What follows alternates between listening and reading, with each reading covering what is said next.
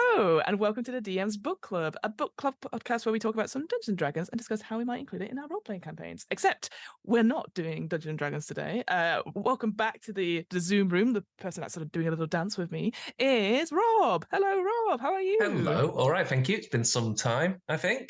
I think it was Dark Sun, last time we had a chat. Sun. Yeah. Yes, very good. Really enjoyed that chat as well. It's been weirdly like that sort of stuff is, I don't know, in the zeitgeist, because obviously since we talked, Oppenheimer's come out, and then also we had Barbie, and so that obviously now is that Boppenheimer sort of thing. So maybe that a Dark Sun version of Oppenheimer could come out or something like that. Sorry, I've not seen either, so this has gone right over my head. Cool. I clearly you've been very what busy. Happens in Barbie? Is it like gladiator fights or something? No. The people are putting them together. Obviously, the thing is, it both come out at the same weekend. Yes. So they were like, "Oh, do a double bill," and I was like, "That sounds absolutely dreadful." But people are dressing up for it and stuff like that. So now I'm thinking like a Dark Sun Boppenheimer type thing where there's a group of Barbies or Barbie-like characters and stuff.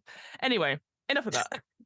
So what have you been up to, Rob, in the time since we last saw you? I have been playing Call of Cthulhu, The Horror of the Orient Express. Just finished the third part, the Venetian part, which was excellent. So cool. No spoilers, but really brutal, really nasty. Yeah.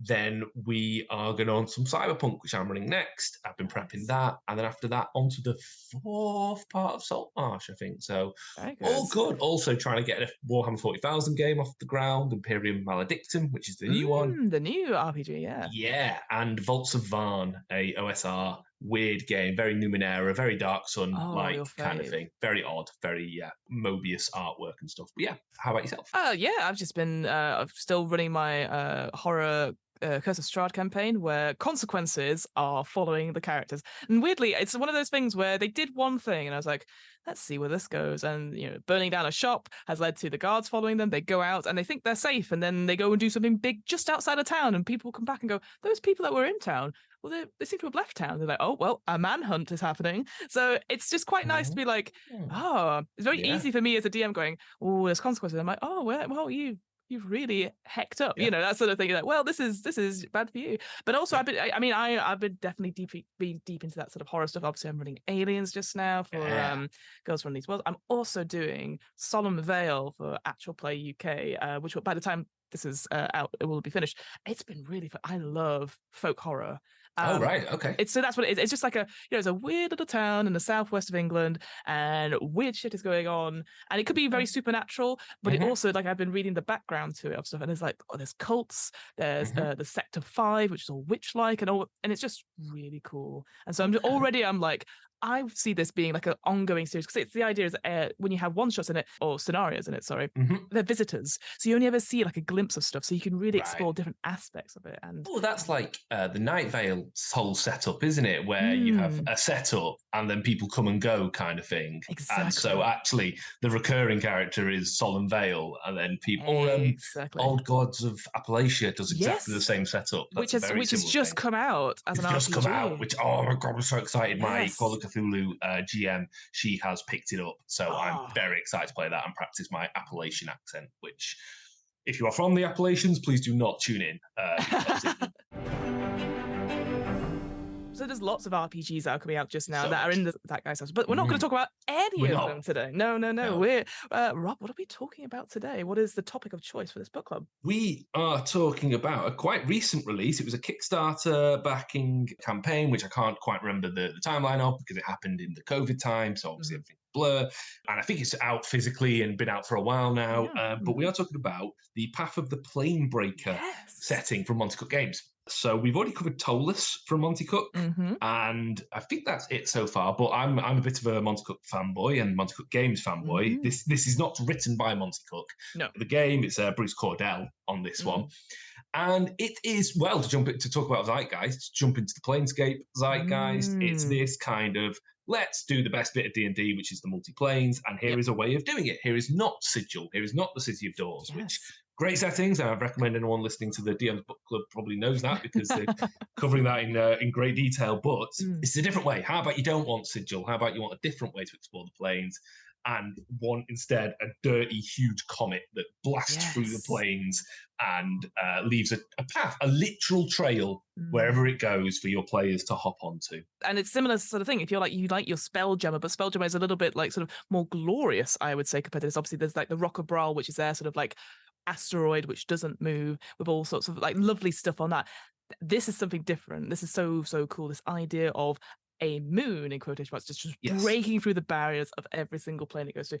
And I can imagine that just being such a cool setup to look into the sky as it Yes. breaks through. Like it talks about this description of like you can hear snapping and stuff, and you Mm. can see the tendrils of the plane as it pulls through. Like I will say, and I know this, I say this every time I speak to you, I love the art. I'm Oh, such a wonderful. boring person, right? No, it's wonderful though. Like it's really fantastic. And I mean fantastic. The art is that level of fantasy where you're like, oh yeah, actually, this doesn't need to be medieval Germany with a dragon. Instead, it's an insane comet breaking through the boundaries of reality kind of thing. And that's the thing as well. Like there's a description of a red comet that is sort of asymmetrical as Mhm. well, with always these blue sort of veins coming across with as it pulls through like the rest of that almost like tethering stuff through the Yeah. sky. So again, you have Yeah. this incredible image, and then I guess some really good illustrations as well. But even then, the illustrations of the small objects. I know we'll get onto this a little bit later, but Mhm. there's the sort of path tokens and the Mhm. soul silver as well. All right, the descriptions of it are like very obvious, but then the actual images of them, I'm like, oh, I really like this. So it's the first time I've gone, well, I'd actually like to design my own or Mhm. like show images of them to the players. Like, oh, this is what you find. Because I Yeah. don't really do that with magical items per se. Usually they look up and go, oh, it actually looks like this. And I go, oh, yeah, sure. So I'm very limited in what the objects are. I'm just like, oh, it's a potion of this, or it's a potion of that. And then maybe I'll look it up and they're like, oh, the potion, it's yellow and it looks like something is floating in between. You know, Mhm. that's as far as my descriptions will go. But actually seeing images of it, I think is Yeah. so cool. And so I Yeah. think it does such a good job on like the little details as well as the big painting details as well. The idea is it's a setting you put in any setting. It is not a setting unto itself, although it could be, Mm. but I think you'd get a little bit limited. Mm. But this is a setting to inject into any of your other games and would make an excellent end of a series sort of cliffhanger where you've defeated the lich in the mountain, or you kick the dragon in the dick, whatever you're doing this adventure. When suddenly there is this rent and noise, and you look up and this comet hurtles through the stratosphere, and that's where you cut.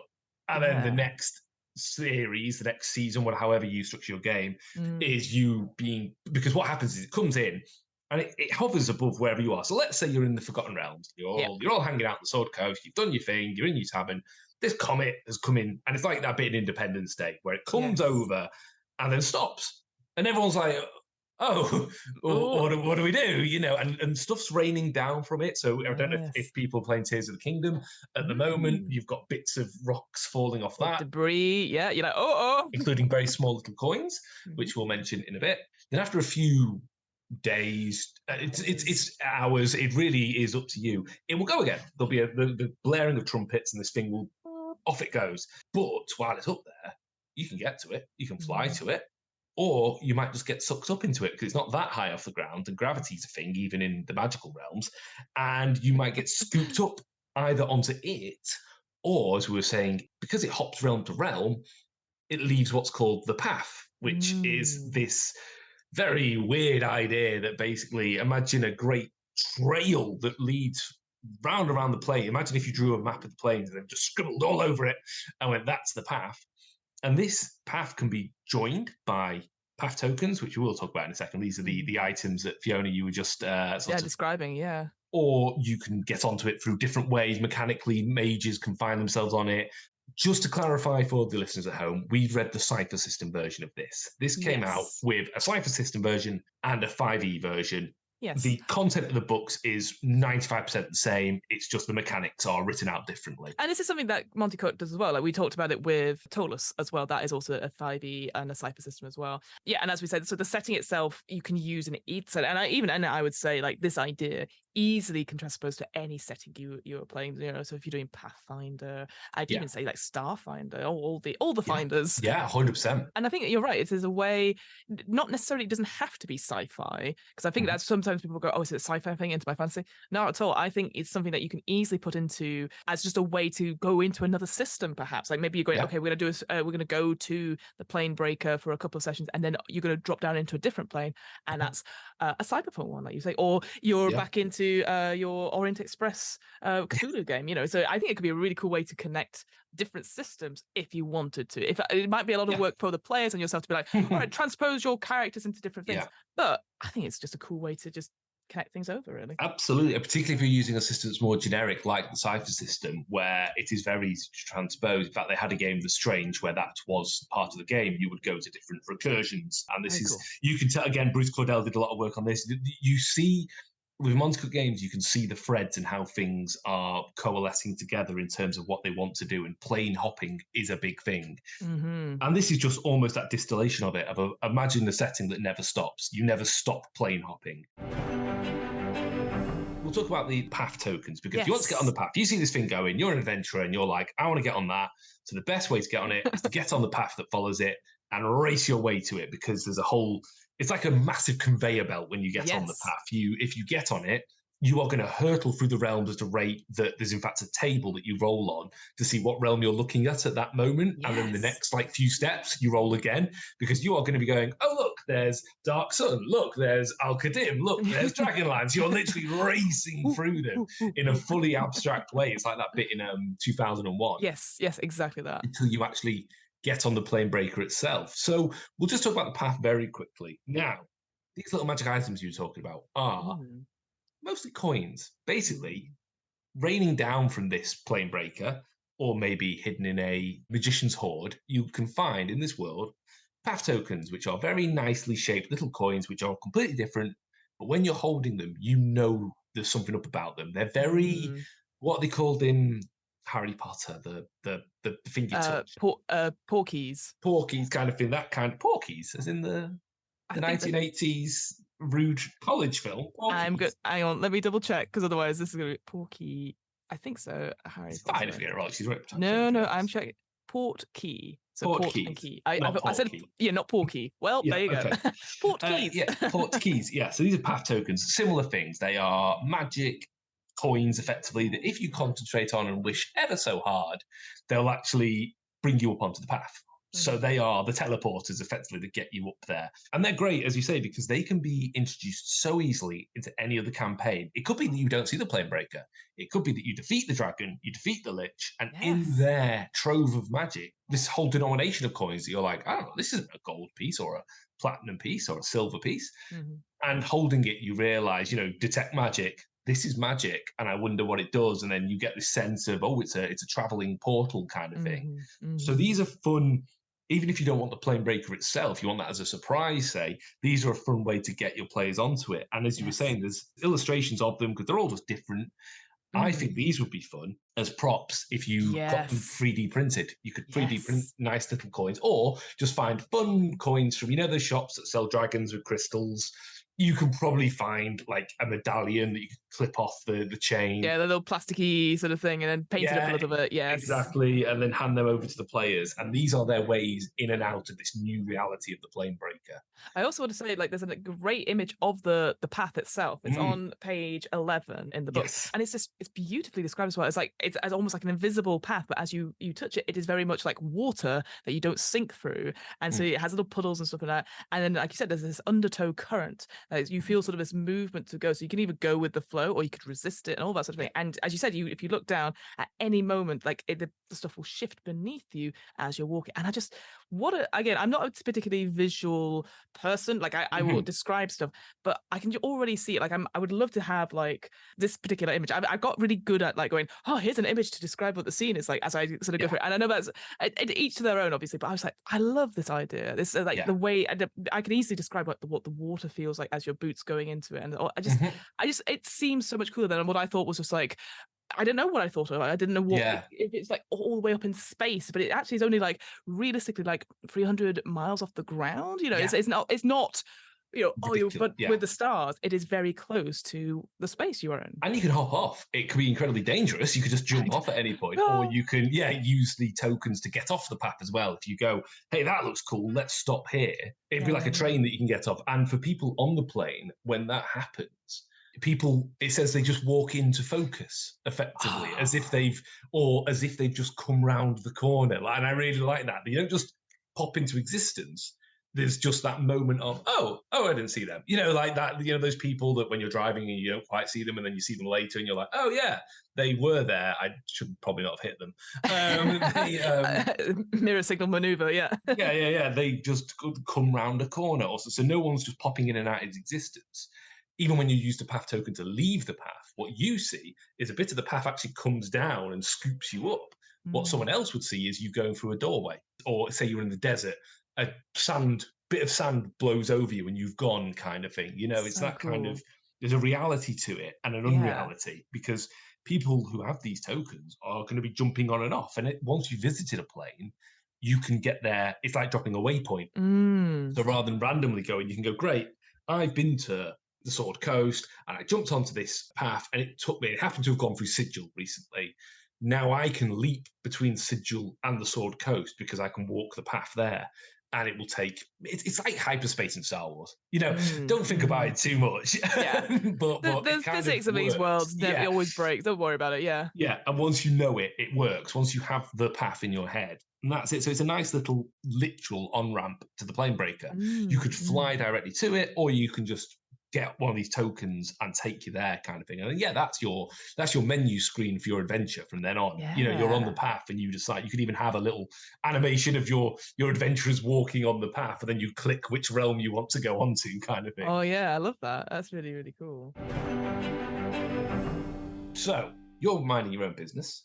Always. And then either you're scooped up because of a magic item, or the Planebreaker turns up and you hit the path and you're dragged along. You decide, I'm not gonna jump off at any point. I want to see where this takes me. Even if you're unconscious, exactly. There's some brilliant miming going on, by the way. Yeah. You can tell the host and improv artist.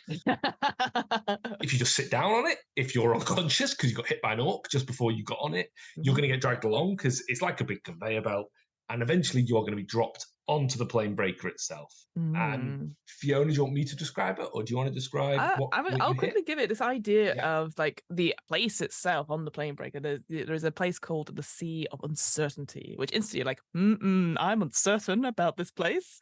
But this idea that you fall into almost like this reddish sort of face, this wave-tossed sea stretching away in all directions, but it's not too deep.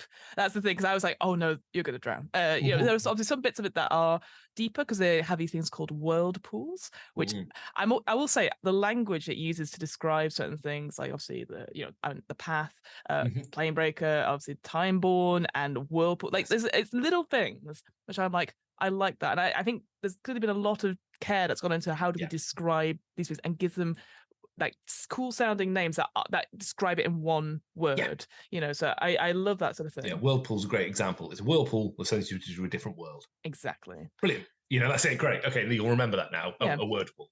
Whilst the sea itself is very, very small, you can see like eventually you can probably see like a little bit of a causeway, and you can make your way towards it, and that's where you could probably get to Timeborn, the big city that is on, or the sort of place. I say big city, it's not that big. No, it's not that big. It's like Cardiff. Yeah, exactly. Put it into that. It's smaller than Wales, obviously. Yes, it's actually not a megatropolis, which we'll get to. But for once, it's not a metropolis. Yeah, it's opposite to Tolus in a way. But what's quite cool about it is that instantly, as soon as you get to this Sea of Uncertainty, obviously with these whirlpools, things get spouted out of them, and so therefore you have like beachcombers and salvagers trying to get these items, and they aren't aggressive, but obviously if you're like, well, this is our patch, you could get it. So I love this idea, almost like if you've seen the Detectorist, that sort of like you could have these like not like mini fights or sort of like stand off with these things. I think it's great. Confrontations in case it's literally an encounter. I think that's what's really what's quite fun about this setting is it goes to pains to say, look, just because you encounter someone on the path, or just because you encounter someone, it doesn't have to be aggressive. This is just a thing that exists. This is a part of the world that exists. And at the back of the book, there are some really handy tables. They do quite a lot of heavy lifting, actually. Yes. One in particular, there is the random planar encounters. And as you go through the book, it quite often says, just roll on this to get an idea of what they are. And they're great because, yes, they might be just some people. Mm-hmm. Could be some salamanders, which are like fiery snake people who Yeah. are just sat around a fire on one of these causeways. Because, yeah, the whole surface of this sea is riddled with these causeways, which are like, it's like, imagine a spider web almost with the sea in between it. It's above the sea, but Like only a couple of feet, you know. yeah, only a couple of feet, and they're made of this weird stone that no one's sure what it is, and it's got geometric objects all over it that trip you up as you walk. But basically, yeah, it seems to be the economy of the Planebreaker, other than bounties, which we'll explain in a moment, Yes. is people salvaging, is finding all this stuff, because as this thing goes through planes, it's collecting crap, it's collecting and then and because it lands on the path, it gets sucked into the sea because mentioned it's a massive conveyor belt. So it's got a huge table of planar salvage, which is great because you roll on that and you could get a magic item. Good, brilliant. We found the Eye of Vecna just rolled into the rolling sea. into the sea. Oh no, what could this mean? Or it could be a comfortable stool with 3 metal legs that follows around the last person to sit on it. That's so awesome. you could have oh my god, I want that in real life. You around, right? That'd be really useful for hot desking at work, actually. That's what I was thinking. Yes. But also just to quickly say, so you're in this Red Sea salvaging, but the sky above you is still going to be whatever plane that you're going over. So the fact you could look up and see like towers and spires pointing out of the sky, again, just a really cool visual that things are changing and that the lights from the town act as those starlight. I just anything like that, which I'm like, that is so cool. And it's just so different because obviously here below you've got this, I'd say, consistent red with the coral. Yes. That seems a bit more consistent, feels more sky-like than the one above. So yeah, which I know is obviously any sci-fi is like, oh, you're on the moon, you can see the Earth. I'm very aware of that, but I'm just like, that is so different to any other role-playing setting that I've come across so far. So yeah, I really love very cool. It reminds me of the planet is in Rogue One, where there's 2 moons that are facing each other, and you look up and there's another city kind of thing. That's exactly what it would be. You'd have this landscape, which is almost quite bare. It's a sea with causeways, and in the far distance there is a city, which it kind of implies you can see wherever you are. It's almost that Mount Fuji thing in Hollywood kind of thing. But it is that idea of you can always see Time-Born's in the distance, but the rest of it's just this flat plain. And there are events that can happen on the sea. If you hang out there for too long, you might get sucked into a whirlpool. Waves can come and wash you over. Yeah, a storm, uncertainty storms, all that's a fun jazz. So yeah, uncertainty storms are a fun one where reality goes even weirder. So if you've just been hanging out on a very normal plane, and the next thing you know, you're on this comet on a sea where you're all even more uncertainty is happening. I mean, have a look what happens on the uncertainty. I think there's literally a results table for that as well. Yep. Loads of stuff can happen. So already you've got a fun in to the setting, which is this path that takes you, dumps you in the sea. No matter if this is your first time on the Planebreaker, you will be dumped into the sea no matter what. But as you say, quick little swim over to a causeway.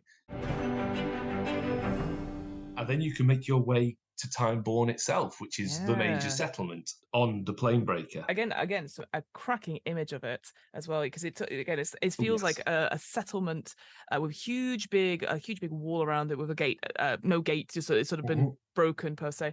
But there is this incredible, again, this is on page 21, this incredible statue with again, I don't know how to describe it. It's almost like it's very Geiger-esque. It's very much like the Alien or in Prometheus, the sort of, I can't remember the name of the race the before. Creators.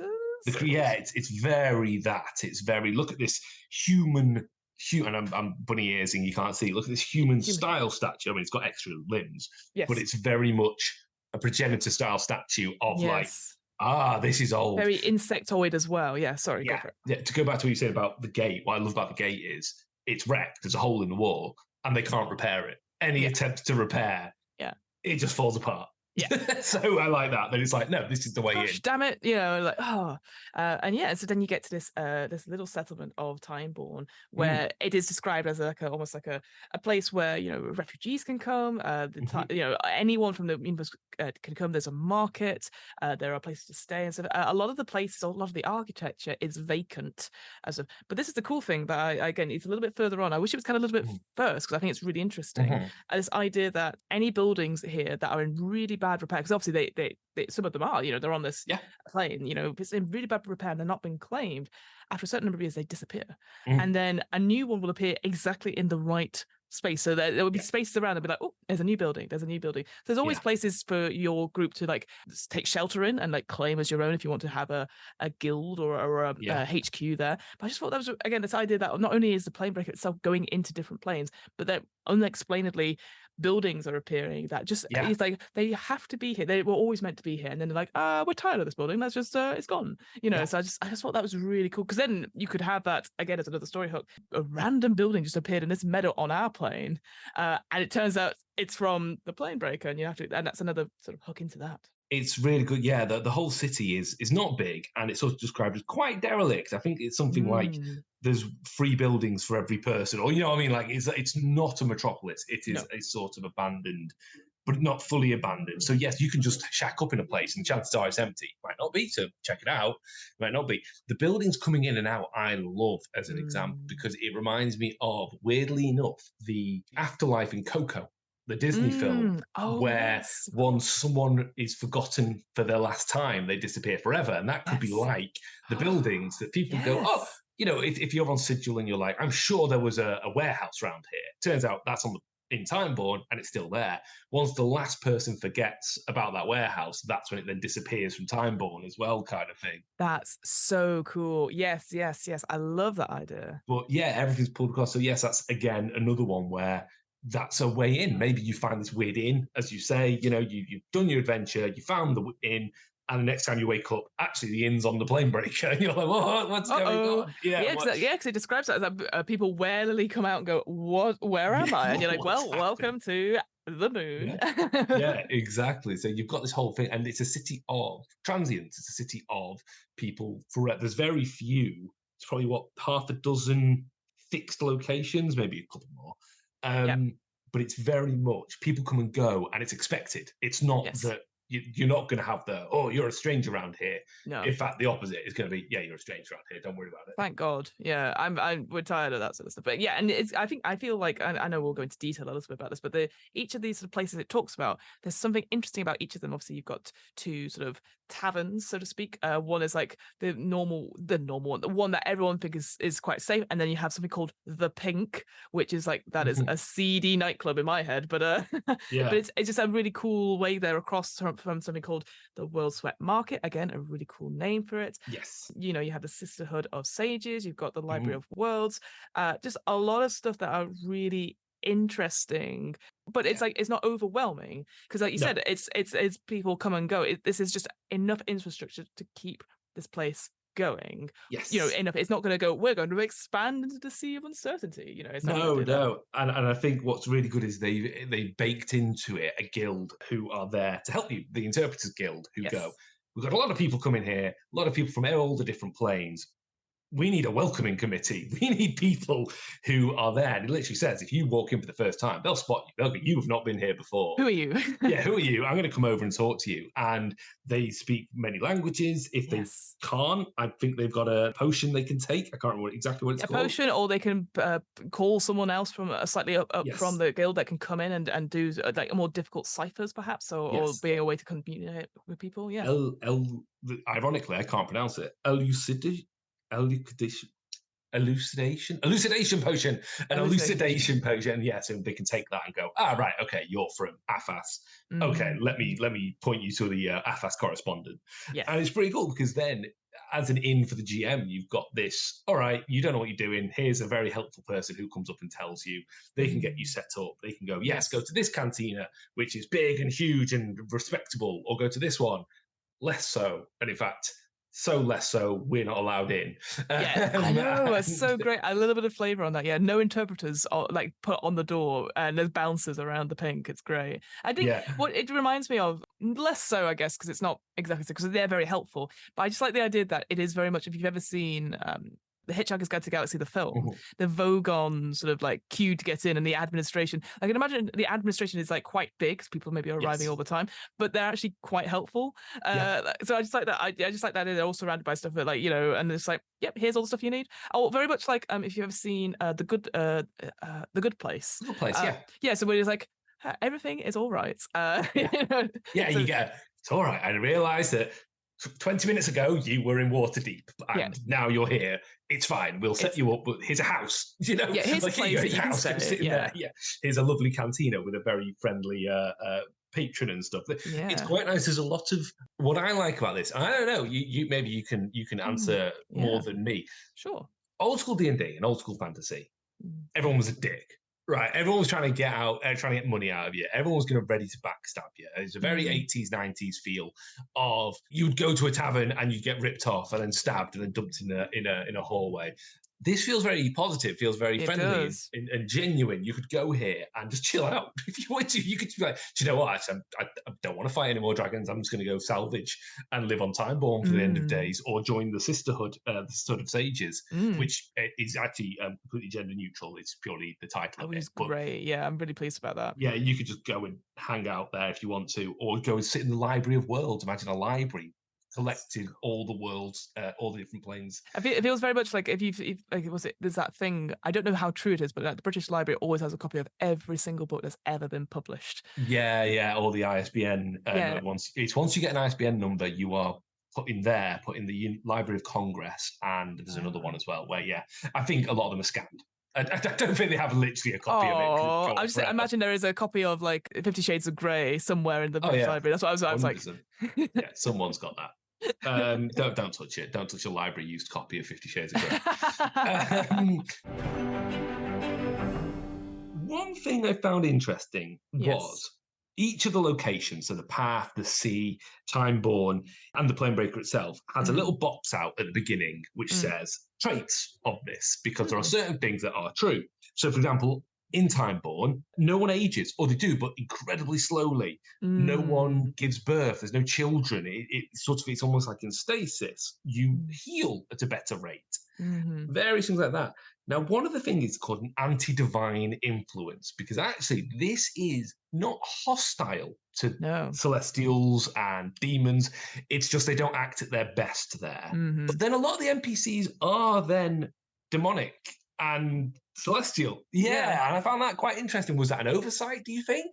Do you think they were like, they wrote that trait and then put that in? It's interesting because going to say Sigil, the City of Doors, it has a similar thing of where like the gods from the different planes of the multiverse can't go in because of the Lady of Pains, the sort of overarching person's like that. This is her domain.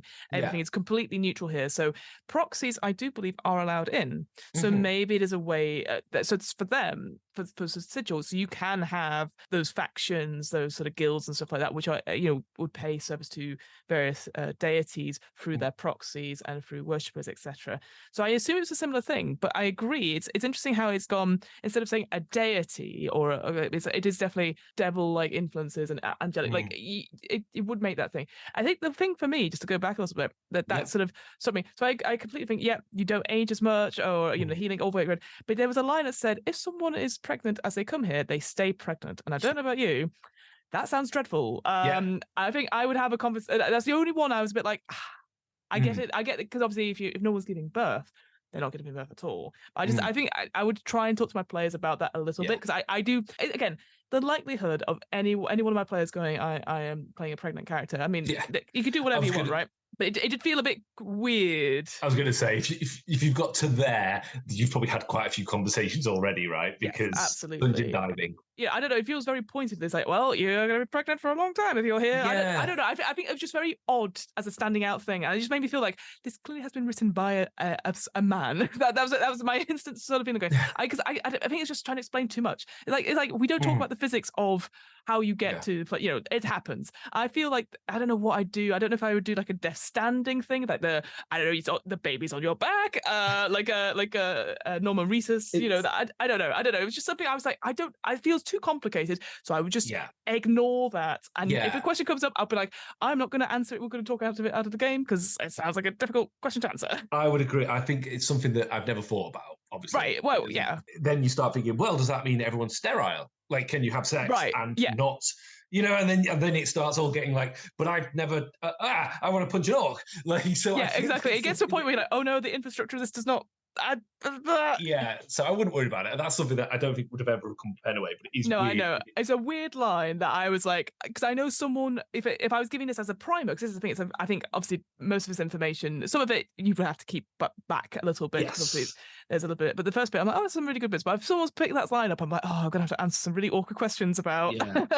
how Yeah. does this work? But I think everything else, like quick healing, and it's almost like positivity stuff. Like you said, like anyone can be hit, like any it's gender neutral of the sisterhood of. So there's like lots of things I was like, oh, this is really positive. And there's stuff that, Yeah. again, wouldn't consider, but it's just that one line. I was like, Yeah, because they even go out their way. There is in the dodgy cantina, basically, if you don't want to hang around there because there's a chance that if you get out of your head, you might end up somewhere else because someone's running a sort of, it's slave trading, really, in some cases. And they literally put content warning saying, look, this is what they're doing. Basically, if you get it out of your head, there's a good chance you're going to end up in a wagon that ends up on one of the different planes. And next thing you know, you're in an army or you're building a pyramid on Athas. And it says, look, if you really don't want that, just have it that actually, if you get out of your head, you're dumped outside the city. You know, like actually it's a force for good in a way. And that's, you know what, that's the most interesting thing, because I had never seen like because obviously and we've not described it a little bit, but like similar to the Tolus book, they have these little sort of side margins of game design notes and stuff like that, which is great. It's so helpful to be like, here's some extra stuff that you can just go, okay, cool. And it's the fact it's in a different color and it says content warning. I've never seen that before. And I'm like, that's really cool. It's not, like it's just like a quick thing off to the side. And I've seen that in other books, to be fair, like Die, the role-playing game, but I expected it there. But this is the first time I was like, oh, fantastic. I don't have to include this in my game, because it's dodgy enough as it is. And again, it's that sort of thing where I wonder if there's something similar could have been done for that pregnancy line. But again, but it's quite good that they have that and give you a better way, a nice way out if you don't want it. I would keep it the same because it's dodgy. It's dodgy. It's a horrible place. If you're going to a place called the Pink and it's like, as it's described, it's a grim place. There's boundaries. There's cool graffiti all over the wall. You're like, bad stuff happens here. You know, like you've given. So many red flags, it's bunting, that's the sort of thing. Exactly. Like, don't go here and then get wasted and be like, and then I'll walk home. Because it's like, no, you're right. It's like if you're playing a Cyberpunk game and you get absolutely off your head. Going back to a little bit about that terminology as well. So it just like to call sort of the drinks, the hard drinks, it calls the stuff. Yes. And I'm like, if you're ordering the stuff. It's on you there. And it is just really good. There's a market, as you mentioned, which is just full of stuff. You can buy pets. The pets is really interesting. Pets is really fun. It's like, you're not going to find like a dog or a hound, but you'll find spider cats. And you're like, that sounds horrible. Who wants one of those? Is it Avatar The Last Airbender where all the animals are two animals put together? So you could do that. Yeah, spider cat. It sounds awful. Why did you come up with that, Fiona? That's awful. I know. Winged miniature ponies, elephants the size of mice. Which is adorable. I love that idea. And then it talks about this basilisk it has. Oh, yeah. Which, again, maybe I've missed something. The only benefit is that, if you say, I'd like the bite of the basilisk, and you go into a cage at the back and then proceed to get bitten by an actual basilisk and get some like +2 to armor. But then if you keep getting bitten by it, you're going to get more and more petrified. So there's like, so I'm just like, what is the mechanical benefit? Is like, you're going to get lots of armor. Is does the armor stack, or is it just that? But then it wears out after an hour, right? So so I don't know. I think in a way it almost feels like it's missing a line that you get addicted to it, kind of. Whether they didn't want to then put in addiction, because if you put in addiction, then obviously you've got to have your own content warning there, kind of thing. So maybe it should be a bit more emphasized by the GM that not only do you get the armor, but it feels really good. Make it that extra kind of. Because otherwise, it kind of sucks. Well, that's what I'm thinking. Because otherwise I'd be like, I'm going to be bitten once, and I'm like, cool, that's it. And then for an hour, and then afterwards I'm going to have a hangover, right? So that's the only thing. So I was like, I love this idea that there's something untoward. So you get all these really cute, like winged horses, small horses, elephants, etc. at the beginning, and then it's like, you should see what we've got in the back. I love that sort of like Pet Shop of Horrors type thing. Yes. And then it's just a bit like, well, if I'm going to keep getting bitten, this sucks. I'm gonna. That's no. Again, I hadn't really thought about a pet shop of different pets, but it would be something that's part of quite a few marketplaces if we think about it in other places. So I just thought that was a really cool little detail. And also it's called WAG, which is a random I guess, right? I like it, but I was like, that's so random. I don't think Wives and Girlfriends has made it across the pond. Well, that's what I was wondering. I think it's it means in wag the tail. Not I think so. I think our British humour, we're going, are the Wives and Girlfriends just in wag cages? shop? What the hell?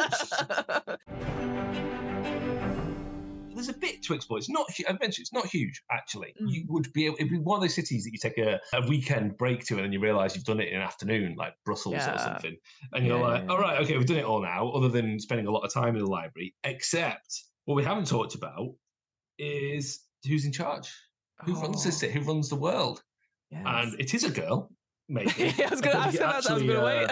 I don't think it actually gives the mantis's pronouns in this, but it is ruled by a extraplanar entity known as the mantis, and everyone refers to the mantis. And the mantis is, for a while, going to be a little bit of a mystery until Yes. either you go see the mantis or the mantis sees you. Because if Yeah, you you hang around for a mhm. bit, they're going to go, hang on, these four people, heavily equipped, I want to talk to them. Yeah. And you're summoned before the mantis. And basically, they live in this. It's a building. It's in the center. It's the enclave of The the mantis. Enclave, yeah, and Yeah, again, and another cracking image is so beautiful. The sort of iridescent, sort of like metal building with at the front like a sort of a balcony, and then it's like on one side of the we have these bounty boards of like stuff like just ongoing upkeep. Like if you pick up 300 meters of litter, you'll get yeah, a little bit of money, you know. And then yeah. on the other side is like more unique ones, you know. I quite Yes, like that. It's like I really like that. what can we do? We've got nothing on today. We've got morning. Oh, we'll go pick up litter and we'll get some money. We'll do some recycling, you know, at the Yeah, bottle absolutely. bank. Well, it's kind of yeah, pretty much. It's kind of almost like a downtime mechanic you could set up where you could say, Yeah. okay, between now and the next quest, what are Mm, you all doing? So yeah, I'm gonna go clean up some of the crap around the place. I'm gonna go and hunt down some bounties, and you could do that with a couple of dice rolls rather than do a whole right. adventure. Exactly. Is Yeah, it yeah, Blades in the yeah. Dark that has the sort of what you're doing between times, or A little, yeah, a little bit, I I know think. Yeah. Soulbound does, but anyway, yes, you've got these Yes. sort of standing bounties could very much be there as a, all right, I'm going to go repair a building. I'm going to go help the refurbishment lot to go and sort out a building because basically we were mentioning earlier, Mm, there's a whole guild who look after the buildings. That because you don't want every building to disappear, the mantis might go, right, we need to repair that building. It's a nice building and there's lots of people living in it, so you go repair that and you can help out with that. So the standing bounties that the mantis puts out, and again, we should emphasize this, the mantis is in charge by no other mm. authority than themselves. There's Yeah. no one has put them in charge, and, and Yeah. and they kind of aren't also in charge, but they Mm. sort of are. It's very mafia-like in a way It that really is, yeah. Compared to again, because we've already made that comparison to Sigil, like Lady of Pain has power to just trap you in a maze forever, and it has a way to destroy you. Here, the Mantis uses like coin, right, soul yeah, silver, which is very very valuable in this place. And obviously, yes, she has a sort of a devil like character and an angel like character who give out her orders or sort of speak on her behalf. And yeah, people just go, yeah, what the mantis wants, mantis gets, you know. Yeah, so it feels much more mafia like, and yeah, it's just a little bit different to be like, oh, they're a god, or they have a power to just crush you. They just put out bounties on you. It's just very simple, and people yeah. just go with it because under their rule, nothing really bad happens. Like you No, know, they, no, which is great. yeah, I just I love it. It's so different to yes, like, oh, it's definitely a corrupt king because obviously, and again, there's a cracking image of the mantis as well yeah, on page 33, and you're like, I would not want to mess with this person no. at all. Yeah, it's like a man scorpion, but instead of scorpion, it's a mantis, which Yes, is yeah. awful and horrible. But yeah, how they keep the peace in a way is, as you say, they produce soul silver, which is a Mm. very rare.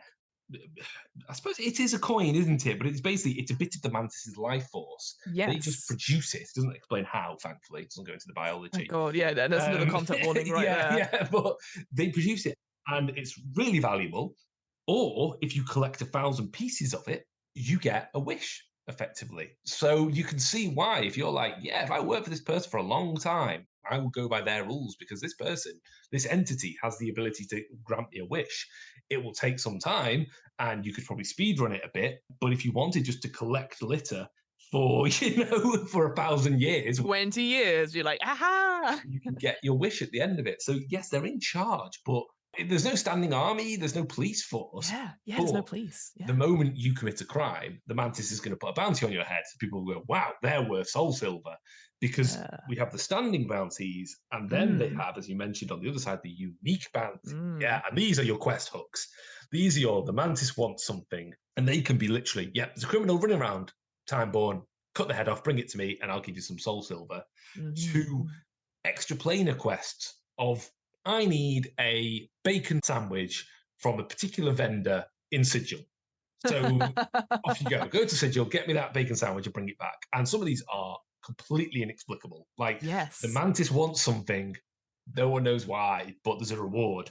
I think Yeah, one so is it it's the one shoemaker. the shoemaker, yeah. Goodman saw, yeah, and it wants the head of Goodman saw, but nobody knows why, and they no connection or anything like that. So I like that it is somewhat like a grandfather or something that you go to, and they're very lovely, and you're like, oh. Yeah, like why? Like, yeah, and also could you kill Patty down the road? It's like why? But one of them, my favorite one is and language warning.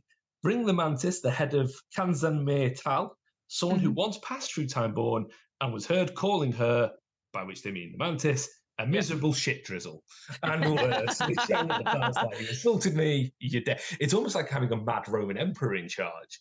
That Yes. is just like, or I'd say a mafia boss who says, you know what, that person annoyed me, or they've offended one of my family. So go get them, and I'll give you some soul silver. And there's some of the other ones. So the other one, which was like deliver a small chest of soul silver to a place of the Fate Eater for services rendered, and then bring the mantis to the heads of the last group who did that and stole the money. It feels very Terry Pratchett in a way. Like yeah, very much. The other thing we should mention as well. So yeah, the soul silver collecting a bit you can grant a wish, but also each silver coin worth about 100 gold.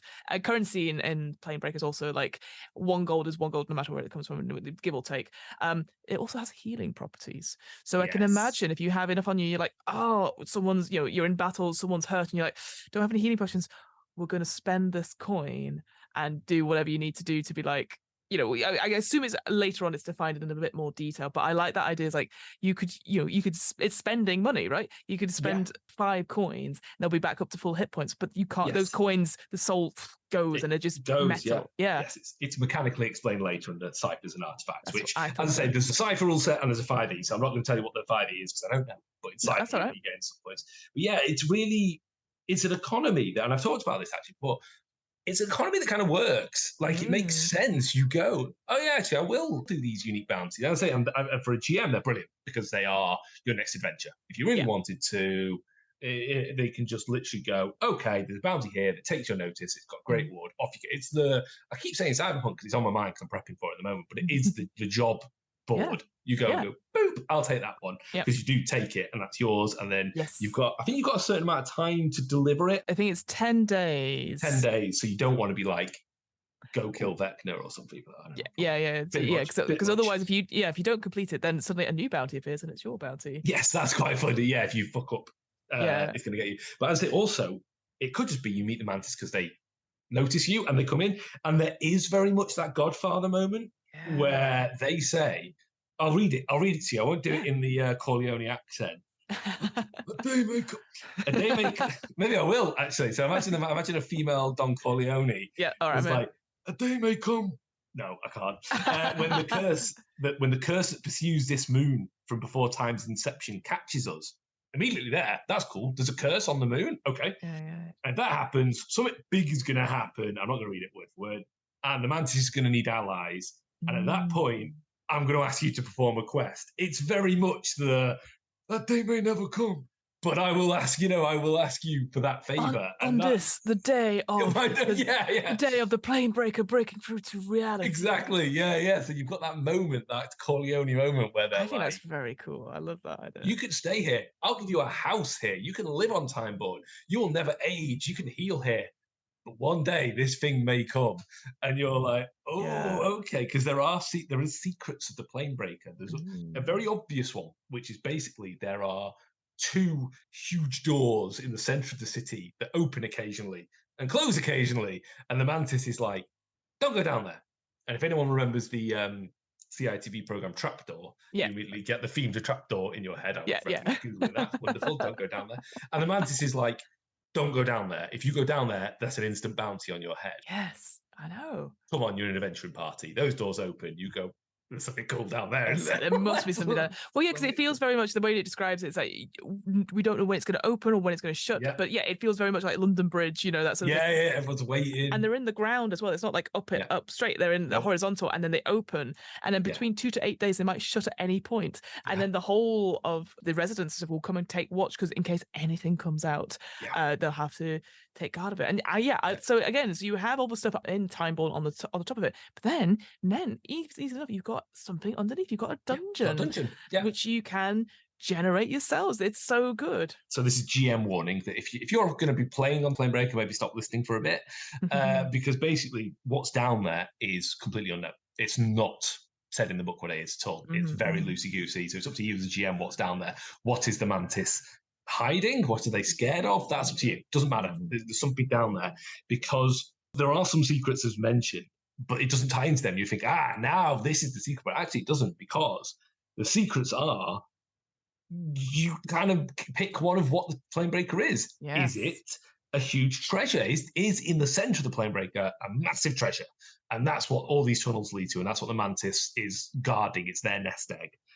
Is it the idea that there was a great war in another dimension, and this is the compacted remnants? It all sort of like created a matter and fired it out at the last moment, and this is what remains. Or is it, my favorite one, the most science fictiony one, a moon of survival, basically an arc? Is this where another dimension was collapsing, a whole plane was collapsing in on itself, and the magicians or whatever went, right, shit, we need to put everything we can. This is where we're going to put our library. This is where we're going to put all our artifacts, put it on this moon, fire it out into safety. And actually, it's a giant life pod.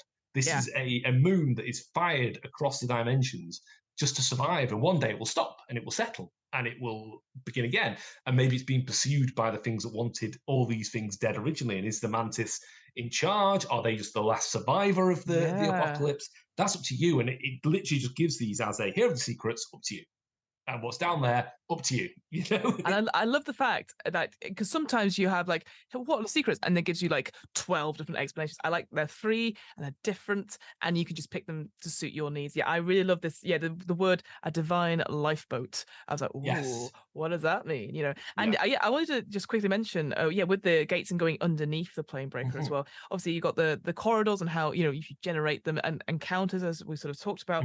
They have this thing called time sickness, which is a very cool, like, and very cool description of like these almost like motes in the air, blobs in the air, which are very hard to see. And if you walk into them, you sort of slow down. But then as it sort of builds up, you have something called time psychosis, where basically your thoughts go out of sync with your bodies. And I think that's such a cool thing to explore. Again, content warning, all that sort of jazz about agency and obviously time loss and memory loss, all that sort of thing. But I just thought, I'd never considered that sort of thing, and exploring that, because that coupled that sort of time psychosis idea with the anomalies, this idea that suddenly your torches go out and you light it, and there's suddenly a creature that is almost sort of like fused with the wall a little bit, so turning into stone, sort of reaching out to you. Terrifying. Yeah, or you get rushed at and it disappears. It's almost like Weeping Angel, like it's there, it's gone, and you're just like, oh god. So down below, reality is obviously breaking apart, but they don't give you why. They don't tell you why. They don't tell you what the answer is, and that's a GM's greatest gift, really. That you have this. It's a. I don't know. I do want to run it, and I don't, as a setting in itself, because I do think actually it would get a bit gimmicky, I think, after a while. Yeah. But I love the setting of Timeborn as a setting. I think it's a really, really fun one. I mean, this is going to have to be multi-part, because we've covered that what the book is broken into parts, and we've done part 1, which is the Planebreaker and Timeborn and the Sea of Uncertainty. Then the next, over half of the book, is just planes. Loads of different planes. So this is a great book that even if you don't want to use the Planebreaker, it's 240 pages-ish, and after the first 40, you've done with the Planebreaker and Timeborn. It's now just, here is a ton of planar locations, and there's about 19 which are described. Then there's a whole and here's tables and just ideas of, you need to generate a plane quickly. Here we go. They are literally one-line descriptions, and we'll go into this next time. Here's a load of bestiary, here's a load of things, and here's some players' bits. And then there's 2 extended adventures kind of thing, which one of them is great. Tyrant's Key, I've read that.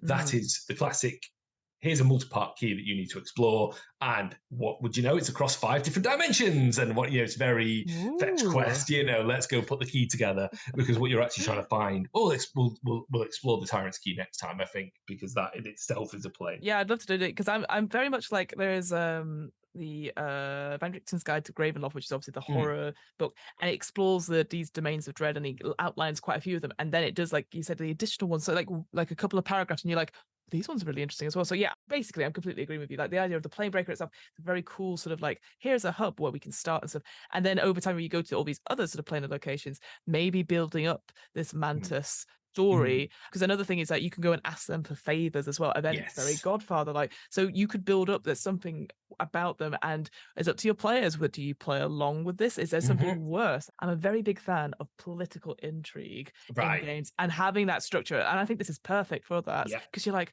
something else is going on here, and Yep. it's just yeah, anything like that, I love that because then it gives that sort of just a little bit more than, oh, it's a corrupt king, oh, it's a Yeah. war is happening and it's just fighting over land. It's just like, it's just something a little bit different, and I'd keep it very simple as well. Yeah. Like sometimes you're like, oh, political, there's lots of moving parts, etc. I think this is just a really cool way to get in, and it's just different enough as well. So yeah, really, really cool. I think what's very cool as well is the mantis is basically it's a demon. They're a demon, really. And well, no, they're not. Sorry, I'm going to find out exactly what they are because you don't really know, and they're not the only one.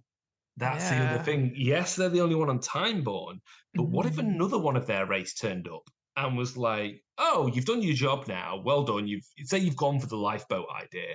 Mm. And another one turns up and is like, "You've done your job. I'm here to take custody." Does the mantis just hand over? Or do they get their favors together? And what, as you say, the political intrigue can run from there. Of actually, there's now another mantis, effectively another one of these species that's turned up, and it Mm. is primogenitor. Yeah, they're a primogenitor, and another one might turn up that looks completely Mm. different, and Mhm. you're just like, oh god. Do we side with the mantis? They have been benevolent, but they have also been a dictator this whole time. Like, you get to do that fun political part of Yeah, it. what's the worst of two evils, you know, Yeah, yeah, like yeah. And what if the mantis is using this as an invasion force? What if all these favors they're gathering is to hit a different plane and go, actually, this one looks nice. Off we go. This is now my realm. mm, So you can maybe the story is going to be the overthrow of the mantis, yeah. and the plane breaker gets to its final destination, very Battlestar Galactica like. You finally get Mm. there and discover what this is, and it's a recursive thing. And actually, the progenitor is what becomes the Lady of Blades, and this is the formation of Sigil. Timeborn becomes Sigil. So there's a lot you can play with on a galactic and temporal level. Could even just be like the Godfather. At some point, the mantis dies, and then Yeah. who Who takes over? who Yeah, takes yeah. over? You And know, then it's the like, son, the mantis son from the army turns up and they don't want to get involved, and it's a useless son. And spoilers for a film from 1973 there. But yeah, so really, I think we've covered part one. We need to yeah, meet again we to do. do the rest of it because we've got other planes and adventures and monsters to talk about.